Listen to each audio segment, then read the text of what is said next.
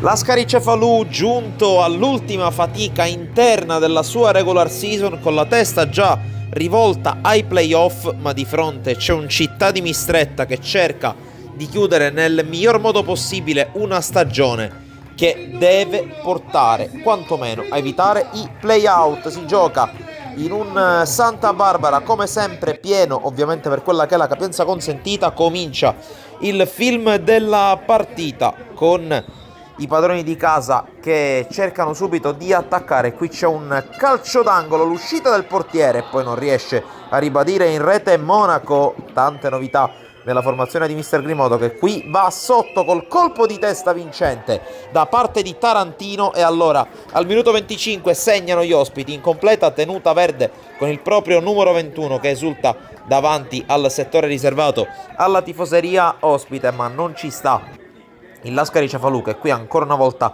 con un calcio di punizione al minuto 28 mette in mezzo il pallone, colpo di testa di Moccia, il miracolo del portiere a mettere la palla in calcio d'angolo. Poi un paio di minuti dopo altra situazione da corner, colpo di testa di Totò Di Peri, l'ex giocatore di Marineo e Misilmeri, che forse con la specialità meno evidente del suo enorme bagaglio tecnico trova il gol dell'1-1 alla mezz'ora, ma dall'altra parte non demorde la squadra ospite con questo calcio di punizione, la palla scodellata in mezzo per un colpo di testa quasi a palombella che scavalca Fiducia, ma scavalca anche la traversa. Minuto 39, ancora azione sulla corsia per il Lascari Cefalù, con la palla messa in mezzo riesce a liberare la difesa delle Mistretta, poi arriva all'improvviso di Scala con una conclusione deviata che finisce in calcio d'angolo. Ed è questa l'ultima emozione di un primo tempo comunque abbastanza divertente tra le due squadre. Allora il film del secondo tempo dal Santa Barbara di Cefalù,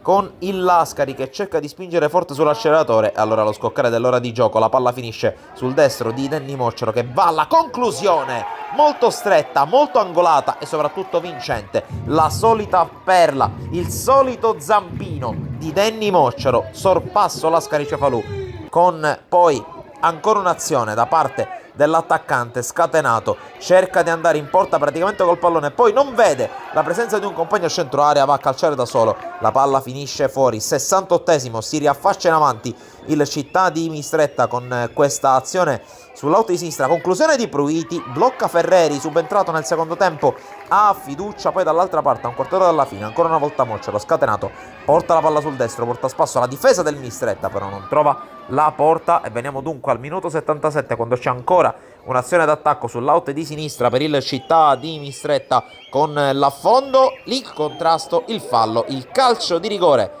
in favore della squadra ospite. Siamo al minuto 78, dal dischetto si presenta ancora una volta Pruiti, che dopo la conclusione di qualche minuto fa va al tentativo dei 11 metri, il cucchiaio alla Francesco Totti e il pareggio per il Città di Mistretta. E questa l'ultima emozione della partita del Santa Barbara, finisce 2-2.